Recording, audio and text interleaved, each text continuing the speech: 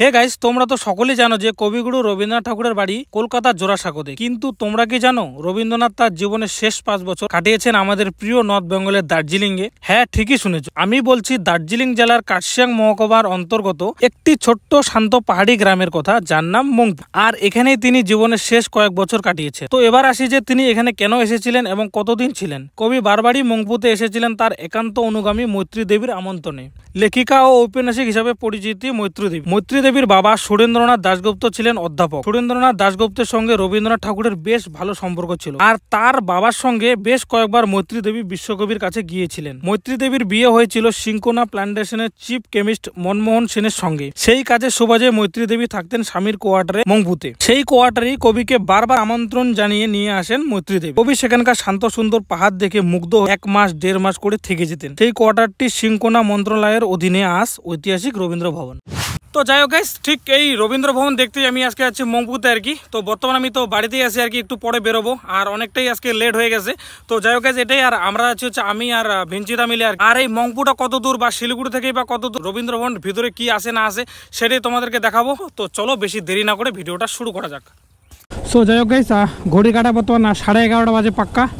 আর বর্তমানে আমরা আছি হচ্ছে শিলিগুড়ি সেবক রোডে। সেবকের যে করোনেশন ব্রিজ সেই দিক দিয়েই আমরা যাবো আর কি। মেন কথা, তোমাদেরকে শিলিগুড়ি আসতেই হবে। তো তোমরা যে দিক থেকেই আসো না কেন, কারণ শিলিগুড়ি রোডটা আমি আর কি বলবো, কে কোথা থেকে এখন দেখছো ভিডিওটা। তো শিলিগুড়ি এসে সেবক রোডটা তোমাদেরকে সোজা ধরতে লাগবে, যেদিক দিয়ে হচ্ছে করোনেশন ব্রিজটা যায়। এবার করোনেশন ব্রিজ তোমরা শিলিগুড়ি না গিয়ে ওদলাবাড়ি হোক আসতে পারো, সেটা তোমাদের ব্যাপার আর কি।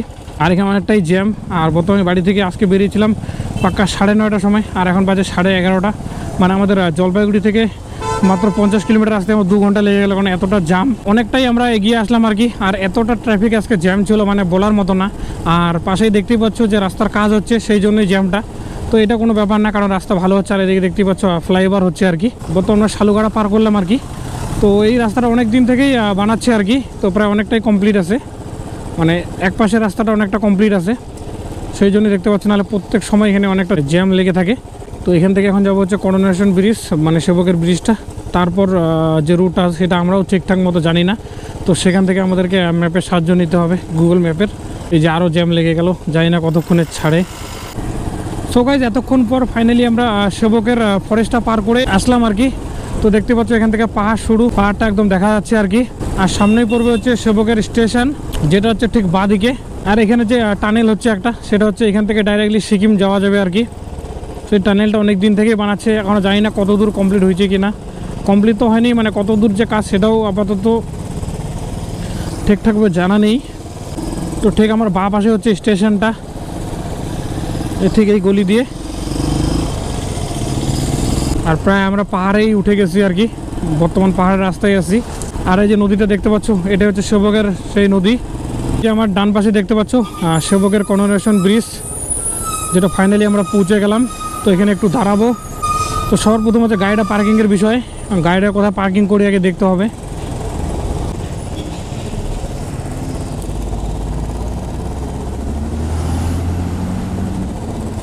তো আমরা যাবো ঠিক সোজা আর কি। তো এদিকে যাচ্ছি, বিকজ তোমাদেরকে ব্রিজটা একটু দেখিয়ে দিই, আর কিছু শ্যুট নিতে হবে এখান থেকে, তারপরেই আমরা যাব। যাই হোক, গাড়িটাকে ফাঁকা কোনো জায়গায় পার্কিং করি। সো যাই হোক গাইজ, আমাদের তো গাড়ি পার্কিং করা হয়ে গেল। এবার যদি তোমাদের এই সেতুর সম্বন্ধে কিছু বলি, তো এই সেতুটি হচ্ছে ভারতের পশ্চিমবঙ্গ রাজ্যের সেবকে অবস্থিত। এটি রোডওয়ে ব্রিজ ও সেবক সেতু নামেও পরিচিত। সেতুটি তিস্তা নদীর উপর নির্মিত হয়েছিল এবং দার্জিলিং ও কালিম্পং জেলা দুটিকে সংযুক্ত করেছে। সেতুটির ভিত্তিপ্রস্তর বাংলার তৎকালীন গভর্নর জন অ্যান্ডারসন 1937 সালে স্থাপন করেন। সেতুটি নির্মাণ কাজ 1941 সালে মাত্র 6 লক্ষ টাকা ব্যয়ে সম্পূর্ণ হয়েছিল এবং এটির নামকরণ 1937 সালে রাজা ষষ্ঠ জর্জ ও রানী এলিজাবেথের রাজ্যাভিষেকে স্মরণে করা হয়েছিল। সেতুটির একদিকের প্রবেশপথে 2টি বাঘের মূর্তি থাকায় স্থানীয়রা সেতুটিকে বাঘপুল ও বাঘের সেতু বলেও ডাকে। এই সেতুটির নকশা অঙ্কন ও পরিকল্পনা Darjeeling division public works department শেষ ব্রিটিশ এক্সিকিউটিভ ইঞ্জিনিয়ার জন চেম্বার্স করেছিলেন। বোম্বে থেকে আগত মেসার জেনি গ্যামসকে ঠিকাদার হিসেবে নিয়োগ করা হয়েছিল। সেতুটি রিইনফোর্সড কংক্রিট পদ্ধতিতে নির্মিত হয়েছিল। যেহেতু জলের গভীরতা ও স্রোতের কারণে তিস্তা নদীর তলদেশ থেকে খুঁটি তৈরি সম্ভব ছিল না, তাই পুরো সেতুটি একটি নির্দিষ্ট খিলান আটকানো ছিল, যা 2টি প্রান্ত নদীর উভয় পাশে পাথরের উপর স্থাপন করা হয়েছিল। সো যাই হোক গাইস, ফাইনালি আমাদের ব্রিজটা ঘোরা হয়ে গেল। এখন আমরা আরও যাচ্ছি হচ্ছে মংপুর দিকে। তো এখন এখান থেকে যে আমরা দেখবো যে মংপুরটা কত দূর, কিন্তু এটাও দেখা যাচ্ছে না, কারণ একদমই আমাদের সিমের নেটওয়ার্ক নেই। ভিআই, জিও, এয়ারটেল তিনটাতেই কোনো নেটওয়ার্ক নেই যে আমরা দেখবো কত দূর।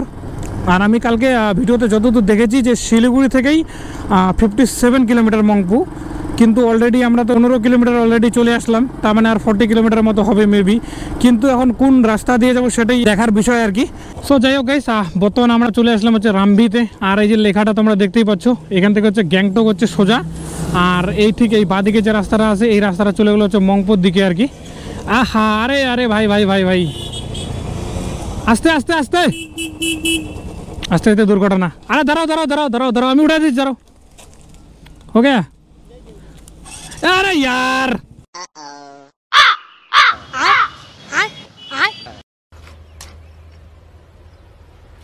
Wait a minute. Who are you? रुको रुको रुको, अरे भैया रुको, क्या हो रहा है? उठाइए उठाइए, रेस्ट करिए, पहले रेस्ट करिए, थोड़ा रेस्ट करिए फिर। তো ঠিক এই রাস্তাটা যে দেখতে পাচ্ছ এদিকে চলে গেলো হচ্ছে সিকিম বা গ্যাংটক আর কি। আর তোমাদের এই যে বললাম যে রবীন্দ্রনাথ ঠাকুর, তো ঠিক এই জায়গা থেকে গ্যাংটক যখন আসতো তো মানে গাড়িতেই আসতো, গাড়ি বা যে কোনো ট্রাভেলিংয়ে যে গাড়ি হোক বা যে কোনো জিনিস হোক আসতো আর কি। তারপর এই যে রাস্তাটা চলে গেলো, এখান থেকে হচ্ছে রবীন্দ্র ভবনটা হচ্ছে মাত্র 11 কিলোমিটার। তো আমরা এখন সোজা যাবো আর কি। আর এই যে 11 কিলোমিটার এখান থেকে রবীন্দ্রনাথ ঠাকুর হচ্ছে পালকি করে যেতেন আর কি। তো এটা আর কি, আর সামনে কী হচ্ছে না হচ্ছে সেটা তো তোমাদেরকে দেখাবো। তো চলো সামনে যাওয়া যাক। তো প্রায় এখানে অনেকটা দূর এসে আরও 3-4টা রাস্তা দেখতে পাচ্ছি। তো एमआर रोड, कौन दिखे जाओ? मंगपू, मंगपू जाने का रास्ता सीधा है? मंगपू यहाँ से भी जाएंगे, आप यहाँ से भी जाएंगे। तो कौन सा पहले पड़ेगा? एक ही है, रविंद्र भवन जाएंगे हम? हाँ यहाँ से भी जा सकते हैं आप। सीधा। তো গাইস, আমরা ঠিক সোজা রাস্তা দিয়ে আসলাম। তো সোজা না গিয়ে আমরা ঠিক এই ডান দিকে যে রাস্তাটা আছে অন্য দিক থেকে ডান দিকে, তো ঠিক এই রাস্তায় ধরছি, কারণ এই দিক দিয়ে গেলেও ওই জায়গাটা পাওয়া যাবে রবীন্দ্র ভবন, এদিক দিয়ে গেলেও পাওয়া যাবে। আর এখান থেকে হয়তো হ্যাঁ হ্যাঁ ভিউ ভালো পাওয়া যাবে এখান থেকে। তার মধ্যে এই রাস্তাটা হয়তো নতুন বানানো হয়েছিল, ওই রাস্তাটাও নতুন, এই রাস্তাটাও নতুন। তো দুই দিক থেকেই যাওয়া যায়, তোমরা যেদিকে তোমাদের মানে ভালো হবে সেদিক দিয়ে, আর আমরা আমাদের এক্সপিরিয়েন্সটা শেয়ার করব যে কোন দিক দিয়ে গেলে ভালো হবে। আর চেষ্টা করবো এদিক দিয়ে গিয়ে ওই দিক দিয়ে ব্যাক করার, তাহলে দুইটা রাস্তাই মানে বোঝা যাবে যে কোনটা ভালো আর কি। আর এখানে যে তোমাদের যে কথাটা বললাম আর কি, সিংকনে যে ফ্যাক্টরিটা আছে, তো ফ্যাক্টরি একদিকে ফ্যাক্টরি আর একদিকে হচ্ছে আমাদের রবীন্দ্র ভবন, দুটোই একসাথেই আছে। সো গাইস, ফাইনালি রবীন্দ্র ভবন চলে এসেছি। আর উপরে একটা ঘর দেখতে পাচ্ছ, ও ভাই কত সুন্দর, এই যে রবীন্দ্র ভবন। তো তার আগে আমরা গাড়িটাকে পার্কিং করি আগে, এখানে দেখি এই যে রবীন্দ্র ভবন। সো যাই হোক গাইস, তোমরা তো দেখতেই পেলে যে আমরা গাড়িটা পার্কিং করে ঠিক রবীন্দ্র ভবনের গেটে চলে আসলাম। কিন্তু এখানে এসে অনেকটাই আমাদের খিদে পেয়ে গেছে, তো যেহেতু সকালবেলা কোনো খেয়ে আসিনি, আর তোমরা তো রাস্তায় দেখতেই পেলে যে কতটা জ্যাম ছিল, সেই জন্য আরো বেশি খিদে পেয়ে গেছিল। তো ভাবলাম যে রবীন্দ্র ভবন পৌঁছেই খাবো, কিন্তু এখানে এসে দেখলাম যে কোনো আশেপাশে কোনো দোকানই নেই, খালি জাস্ট একটা চায়ের দোকান ছিল। আর তোমাদেরকেও আমি আরেকটা কথা বলে রাখি যে তোমরাও যদি কোনো রবীন্দ্র ভবন আসো, যে রবীন্দ্র ভবন গিয়েই খাবো, তো এই ভুলটা করোই না। কারণ কি, রবীন্দ্র ভবনের 1 কিলোমিটার আগে দোকান আছে, ভবন পার করে 1 কিলোমিটার দূরে আরো দোকান আছে, কিন্তু ঠিক রবীন্দ্র ভবন যেখানে আছে সেখানে কোনো দোকান নেই, জাস্ট একটা চায়ের দোকান ছিল। তো সেখানে আমরা জাস্ট একটা চা একটা টোস্ট খেয়ে পেটটাকে একটু শান্তি করে ভিতরে চলে গেলাম। আর ভিতরে ঢুকেই জাস্ট এই ভিউটা আসবে। আর ঠিক আমার উপরে নজরটা গেল, যেটা আমার শুরুতেই গেছিল, তো সেখানে লক্ষ্য করলাম যে দুটো গাছের উপরে ঠিক একটা ঘর, তো সেটা হচ্ছে একটা কটেজ আর কি, খুব সুন্দর লাগলো। জাস্ট তোমরা দেখতেই পাচ্ছ যে কতটা সুন্দর। কিন্তু দুর্ভাগ্যবশত এখানে গেস্ট থাকার কারণে আমরা উপরে উঠতেও পারলাম না বা তোমাদেরকে দেখাতেও পারলাম না। তো নেক্সট টাইম চেষ্টা করো কোনোদিন যদি আসি সেখানে উপরে তোমাদেরকে দেখানোর। আর তোমরাও যদি কোনোদিন আসো তো এখানে অবশ্যই ভিজিট করে যেও। আর তোমরা যদি এটা বুক করতে চাও অনলাইনে বুক করতেও পারো তোমরা। আর এটার যে কতটা প্রাইস সেটা আপাতত আমি বলতে পারলাম না। মংপুর রবীন্দ্র ভবন লিখলেই তোমরা এটা পেয়ে যাবে যে কত টাকা প্রাইস নাকি সব কিছু এখানে ডিটেলস তোমরা পেয়ে যাবে। আর এটা হয়তো রেস্ট হাউস বা মানে হোমস্টে টাইপের আর কি, তো এখানে থাকতে পারি কিনা এটাও আমাদের আপাতত জানা নেই, যেহেতু সেরকম কোনো লোক আমরা খুঁজে পাচ্ছি না। আর এখানে যেহেতু বন্ধ করা আছে সেই জন্য হয়তো ঢোকা যাবে না এদিকে।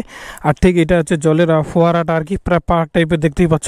আর ঠিক এই যে টিকিট কাউন্টার লেখা আছে এটা হচ্ছে মিউজিয়াম মিউজিয়াম, মানে আমাদের যে কবিগুরু রবীন্দ্রনাথ ঠাকুর ঠিক থাকতেন যেই জায়গাটাতে আর কি, তো ঠিক এই ঘরটাতেই থাকতেন। তো সেখানে এখন আমরা ঢুকবো, আর এই যে টিকিট কাউন্টার লেখা আছে, তখন জিজ্ঞেস করবো যে কত টাকার টিকিট। Madam ticket কিতনা? হ্যাঁ 25। তো 25 টাকার টিকিট। এখন আমরা টিকিট কাটে ভিতরে ঢুকি। ম্যাডাম দুটো। রবীন্দ্র মিউজিয়াম। বললাম এই যে রেস্ট হাউসগুলো আছে, এগুলো কি ট্যুরিস্টদের জন্য? হ্যাঁ, সবাই জন্য। এগুলা কি করে বুক করতে হবে? এটা গুগলে যাবে, গুগলে গিয়ে? হ্যাঁ অনলাইন যাবে, আর ওয়েবসাইট? রবীন্দ্র মঙ্কুর রবীন্দ্র গেস্ট হাউস লিখলে। ও আচ্ছা আচ্ছা, ঠিক আছে। তো গাইজ এই দেখতে পাচ্ছ টিকিট, তো জাস্ট টিকিটটা কেটে নিলাম। এটা হচ্ছে 25 টাকা। আর তোমরা যেটা শুনলে আর কি, এই যে রেস্ট হাউসটাতে আছে আর কি, তো এটা সাধারণ মানুষ মানে আমাদের জন্য আর কি, টুরিস্টদের জন্য এটাও। তো এখানে তোমরা গুগলে গিয়ে ভিজিট করে লিখবে যে মম্পু রবীন্দ্র ভবন লিখবে, বা যে কোনো একটা লিখবে। আর এখানে ভিজিটিং টাইম যে লেখাই আছে মর্নিং 9টা থেকে 12টা, আর বিকালবেলা আছে 1টা থেকে 5টা পর্যন্ত।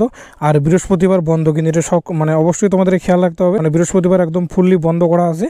তো এটা আর কি এখন ভিতরে যাবো, ভিতরে ঢুকে দেখবো কি আছে না আছে, এটাই আর কি। চলো যাওয়া যাক।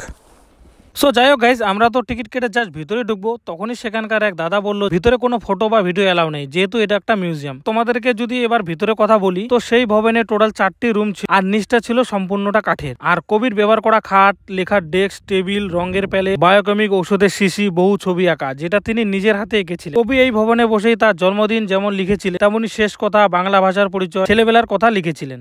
তাছাড়া নবজাতক, সানাই, আকাশ প্রদীপ, মঙ্কু, ক্যামেলিয়া কবিতাগুলো এখানে বসেই লিখেছিলেন। তিনি এখানে বসে পাহাড়ের ছবি বাদে বেশ কিছু ছবি নিজের হাতে এঁকেছেন, যেগুলো সম্পূর্ণ দেওয়ালের মধ্যে টাঙানো ছিল। তো এবার যদি তোমাদেরকে আমি আমার পার্সোনাল ওপিনিয়ন বলি, তো মেন কথা হচ্ছে যতই তোমরা ভিডিও দেখো না কেন, তোমরা একবার হলো রবীন্দ্র ভবন ভিজিট করো, কারণ যেহেতু এর একটা মিউজিয়াম বা পুরোনো স্মৃতিগুলো জড়িয়ে আছে, তো সেই জন্য এগুলো তো ভিডিও এলাউই ছিল না, সেই জন্য আমি কোনোটাও তোমাদেরকে দেখালাম না। তো রবীন্দ্রনাথ সেখানে বসে যেই খাটটাতে ছিলেন, খাটটা ছিল যেই চেয়ারে বসেছিলেন, বা যেখানে যেভাবে লিখেছিলেন, কলম, তারপর রঙের তুলি, তারপর যেভাবে ওষুধ বানাতেন, সবকিছুই এখানে স্টোর করা আছে বা সংরক্ষিত করা আছে খুব সুন্দরভাবে। নিজের হাতে যে ছবি এঁকেছেন, তারপর কবিতা লিখেছেন, সবকিছুই দেওয়ালের মধ্যে সুন্দরভাবে টাঙানো ছিল। নিজের চোখে না দিলে তো বুঝতেই পারবে না। তো এটাই আর কি। আর তোমাদেরকে প্রথমেই যে বলেছি যে সিনকোনা প্ল্যান্টেশন, তো এটা হচ্ছে একটা কুইনেন ফ্যাক্টরি ছিল। তো রবীন্দ্র ভবনের ঠিক পাশেই ছিল কুইনেন ফ্যাক্টরিটা। প্রবেশ একদমই অনুমতি ছিল না আর কি, আমরা সেই জন্য ভিতরে আর গেলাম না। তো যাই হোক, এটাই। আই হোপ তোমাদের ভিডিওটা ভালো লেগেছে। যদি ভালো লেগে থাকে একটা লাইক করে ভিডিওটাকে শেয়ার করে দিও। আর দেখা হচ্ছে নেক্সট কোনো ব্লগে, নেক্সট কোনো ভিডিওতে। Bye bye.